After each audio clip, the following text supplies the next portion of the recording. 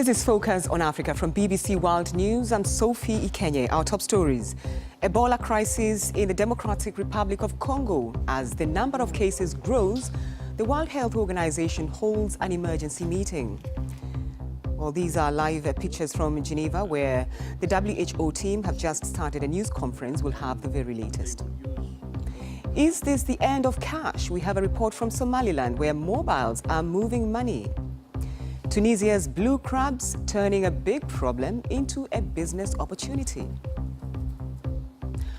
Also in the program, have you taken up the Rosalina dance challenge? We catch up with Congolese artist BM, who is behind the latest dance craze. People from around the world have started joining in, and they like the sound. And in sports, celebrations continue in Madagascar following their qualification for their first ever Africa Cup of Nations.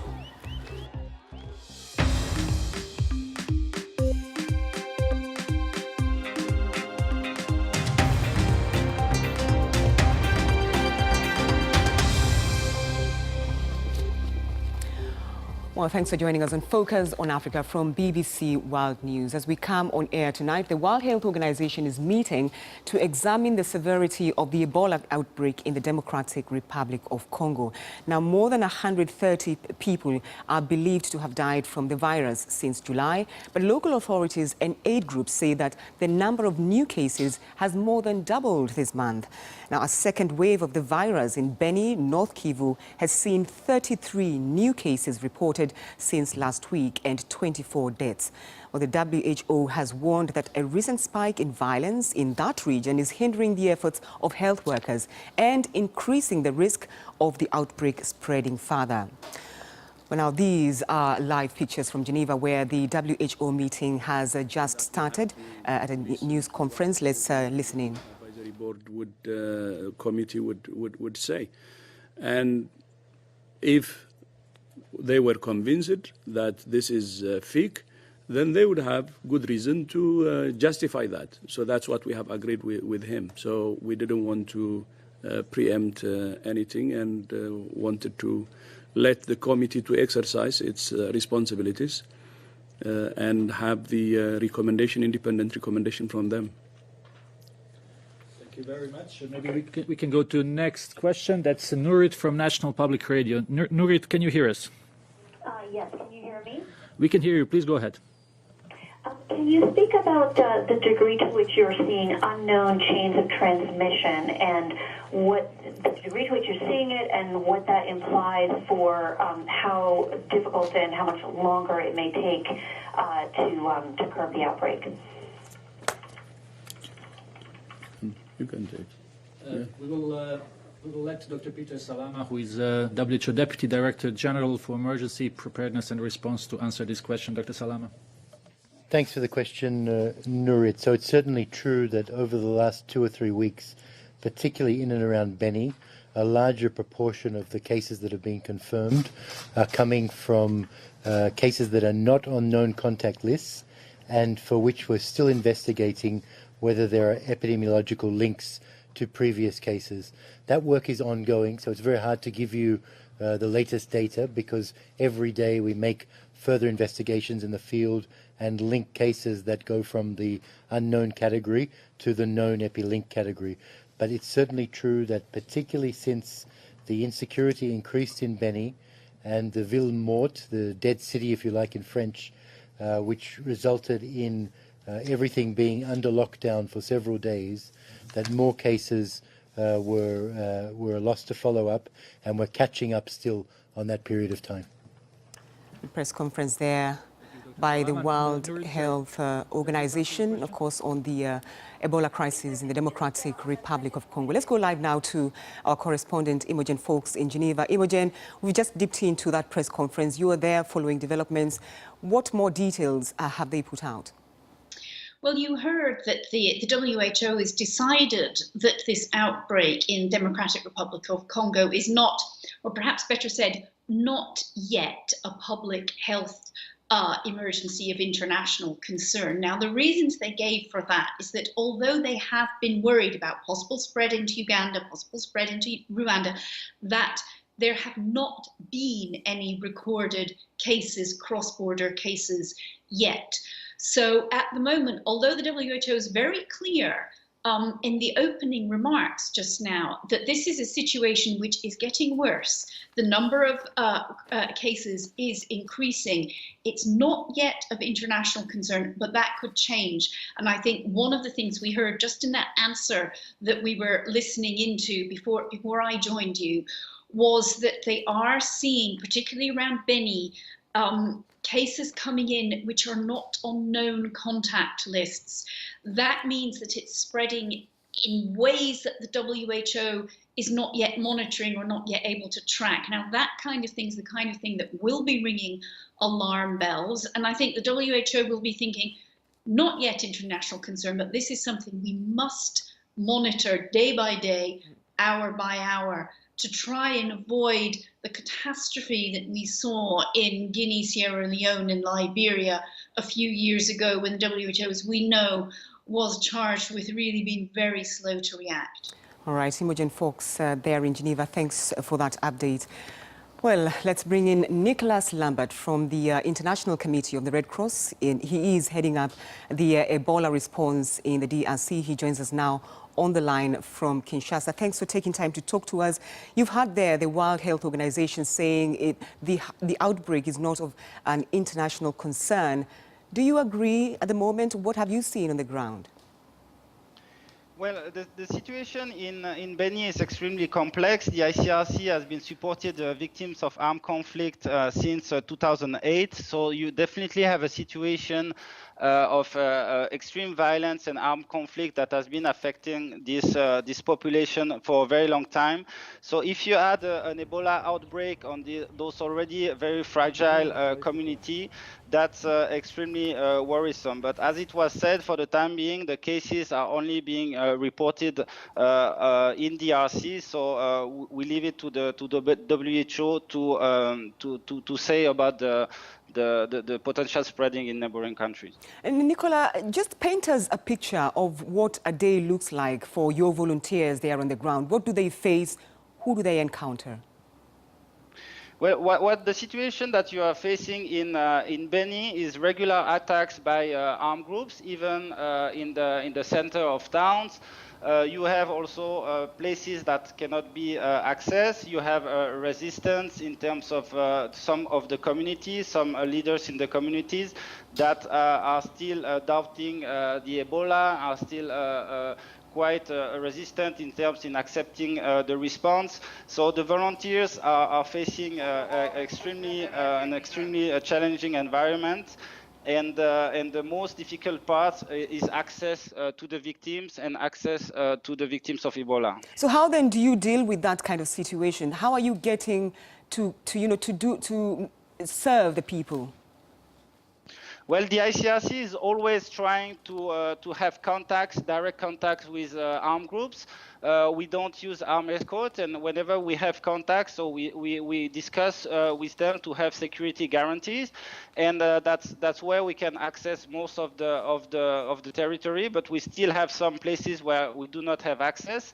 And the second part is in terms of acceptance. You have to have the community that accept the presence of volunteers, that understand what we are doing, and we have to work together with the community. And I think that's one of the most important points, is that the community has to be aware and has to understand, has to participate in the response in order for the response to be successful. The issue of safe burials is one that's been brought up time and time again. How are you dealing with that? The issue of safe and dignified burials is extremely sensitive. It depends on the culture. For example, the last outbreak in Equator province was not dealt the same way that we are doing now in North Kivu. You have to understand exactly how the communities are actually proceeding with their burials in a normal way. You have to have them understand exactly why you are coming with protective equipment, why you have to do all this process in order to protect them. So I think, again, it's a lot about communication, it's a lot about understanding what are the needs, what the community wants, and to have them participate in the safe and dignified burial. But that's definitely one of the most complicated parts of the response. All right, Nicolas Lambert, thank you for taking time to talk to us here on Focus on Africa. Thank you. Well, let's now take a quick look at other stories making the headlines across Africa and the rest of the world. Nigerian politician James Ibori, who was jailed in the UK for laundering tens of millions of dollars in stolen public funds through British banks and properties, has lost an appeal against his conviction. Now, the former governor of the oil-producing Delta State was jailed in 2012. He returned home last year after serving part of his sentence. South Africa's Education Department has revealed that 36 girls aged between 10 and 19 from just 2 schools in Limpopo province are pregnant. It describes the rate of teenage pregnancy in the country as a major social and systemic problem. Just a few months ago, it announced that 1,000 schoolgirls had become pregnant in another province, including one 11-year-old in grade 5. Now, Turkish investigators have entered the residence of the Saudi Arabian consul in Istanbul to gather more evidence about the suspected killing of the Saudi journalist Jamal Khashoggi. Now, the consul himself has already returned to Saudi Arabia. Now, this latest move comes as the U.S. Secretary of State Mike Pompeo met with the Turkish president to discuss the issue. Now, technology is changing the way we do everything, from paying the bills to buying a pint of milk. Now, these days, many of us are finding it easier and quicker to pay using our phones, potentially creating cashless societies. Africa is a world leader in the field. 1 in 10 of us use mobile platforms to make day-to-day payments. Now, last year alone, Sub-Saharan Africa spent just over $19 billion using mobile payments. That is 63% of the global figure. East Africa is already a global leader in the mobile payments, and according to research published in 2016, 81% of people in Somaliland living in cities and towns are most active. Farhan Jimali reports. Cash rules everything around Somaliland. But could it be a cashless one day? Right now, you still need stacks and stacks of it just to buy the basics. But times are changing fast. We buy everything with Somaliland shillings using our mobile wallet. First, you have to load your phone with dollars, then you change them into Somaliland shillings, and after that, you can make your purchases in the local currency. You can have as much as 10, 20, 30 million shillings. Mobile money is big business in Hargeisa. It's not regulated by government, but more and more people still prefer to make payments using their phone rather than trusting the banks. The people don't put their money in government banks because they have no faith in them. They prefer to put their money in private banks or in their mobile wallet. And this contributed to the currency devaluation, also making the dollar stronger. A quarter of the population use a mobile payment service, and it's a number that's expected to rise. For now, cash still rules, but it looks like its reign won't last forever. Farhan Jamale, BBC News. This is Focus on Africa from BBC World News with me, Sophie Ikenye. Still to come, the new NBA season has tipped off and African players in the league give us their thoughts on Africa and the NBA.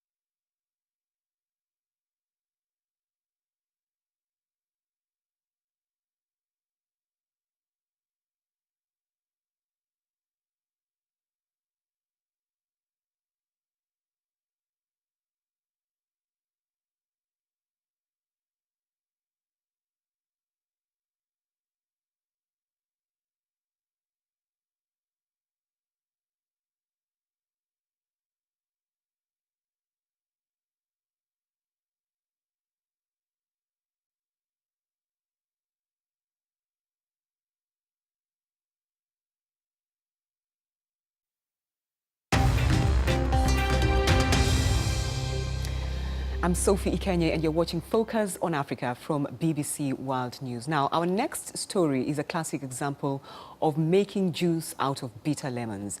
When blue crabs invaded the Tunisian coast 4 years ago, fishermen were up in arms and even staged protests because these crustaceans ate all the fish and tore up their nets.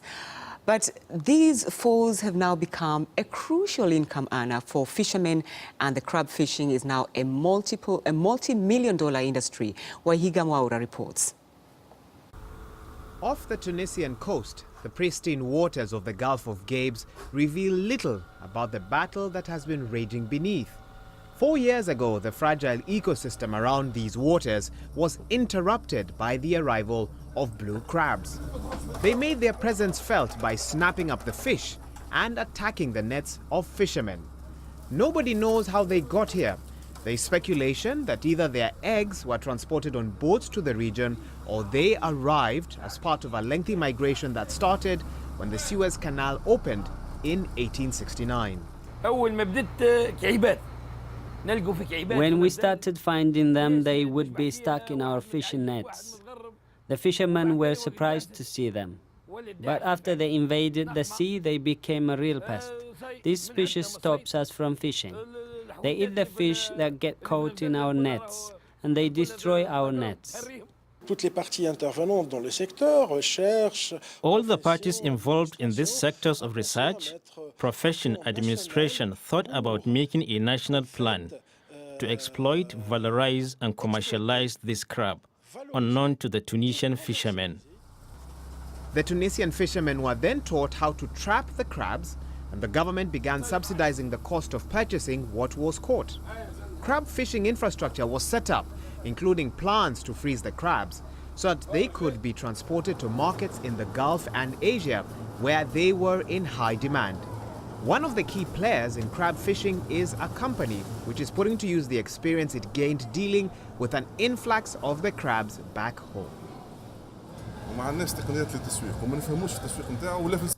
We didn't have the market nor the proper marketing techniques or the knowledge on how to sell or consume this animal. But when the investors came and the administrations of the Ministry of Agriculture and Maritime and Fisheries, we started to explore the foreign markets. According to the Ministry of Agriculture, Tunisia produced 1,450 tons of blue crab, worth around $3.5 million during the first 7 months of this year. The fishermen now have an extra stream of revenue, and they've gone from detesting these crustaceans to being concerned that they do not deplete the crab stocks too much. Wahiga Mwaura, BBC News. And yes, we've been keeping the 2018 Komla Dumo Award winner Wahiga Mwaura quite busy. That was his first report for us on Focus on Africa. Well, let's now find out what's happening in the world of sport. Peter. Many thanks, Sophie. And celebrations continue on the island of Madagascar after the national team qualified for their first Africa Cup of Nations. Niva Rakotoharimala scored 4 minutes before halftime to earn Madagascar a 1-0 Group A victory over Equatorial Guinea on the huge Indian Ocean island. After the game, players and fans took part in the now famous Icelandic clap. Afterwards, Captain Vanessa Andrimatsima said not many people thought they could pull it off. Not many people thought that 2 years ago that we would have made it to the Africa Cup of Nations, and the way in which we did it, with 3 victories in a row and a draw. I don't think many people thought we'd make it to the Nations Cup. Struggling with the names there, and I can't wait to hear the international commentators try those lovely long Malagasy names next summer. 3 other countries also sealed qualification yesterday. Former champions Tunisia and Egypt can now start booking flight tickets to Cameroon, and so can Senegal, who left it till the 86th minute to score the goal against Sudan that put them through. Meanwhile, Guinea midfielder Naby Keita will have a scan after being injured in his country's 1-1 draw in Rwanda in the AFCON qualifiers.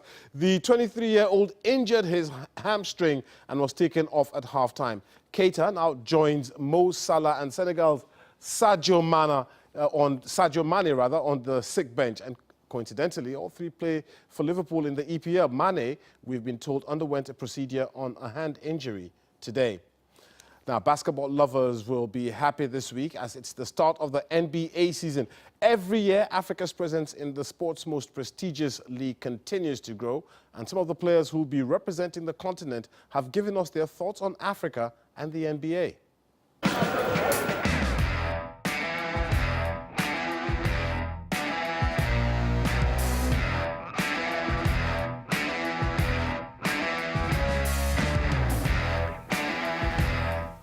In the last 10 years, I've been seeing a lot of African players in NBA more and more.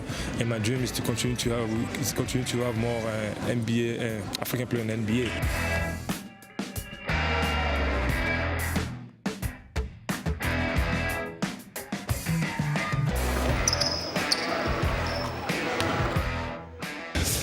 I'm Ian Mahimi, center for the Washington Wizards, and from Benin. It's always a great pleasure for me to share it, and we go and find a good African restaurant or Jamaican restaurant, whatever the case is. It's always a great pleasure that I share my culture with my teammates.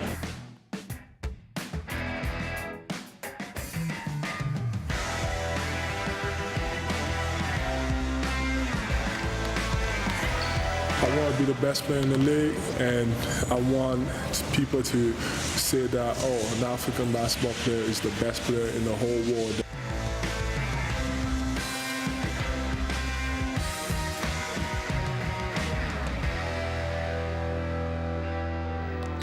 See what you could do with the game of basketball. Game of basketball has been beautiful to me. It has me all around the world and been able to help me take care of my family as well.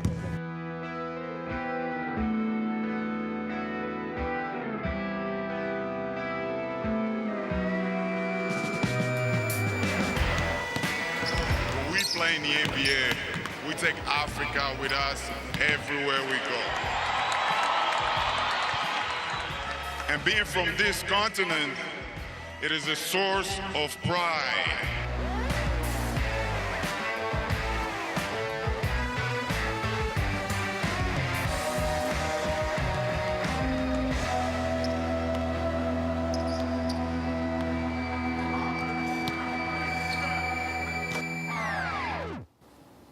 That's just what's going to be so exciting. I can imagine, Peter. Thanks for the sport. I was going to ask Peter this, but I'm going to ask you instead. Have you ever tried Rosalina Challenge, the Rosalina Challenge? It's a dance that has become popular not only in Africa, but across the globe. Henrietta Watanabe, better known as BM, is the Congolese musician behind the challenge. The BBC's What's New, Nora Fakim, went to meet him. You may have seen this dance, known as the Rosalina Challenge, popping up on YouTube everywhere. The man behind this is this guy, BM. So how did he come up with the idea? Well, I released this song when the World Cup tournament was around, because the song is about celebration, it's about dancing. It starts off with me talking about we scored a goal. And then basically what happened is that once I posted the first video, with my dancers, dancing teach. They taught how to dance it. Cici Coco, Stacey Petit and Paige.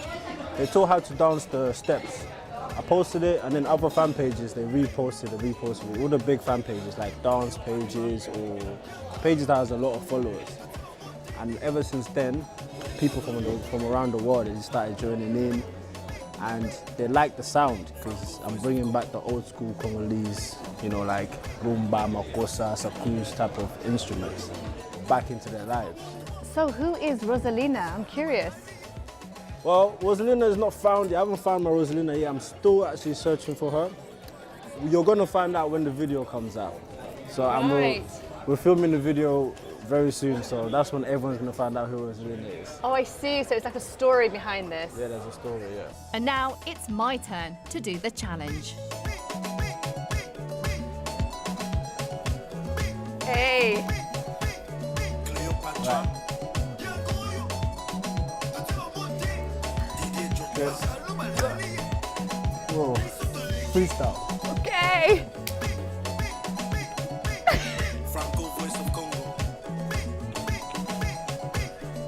Not bad, not bad. How was that out of 10?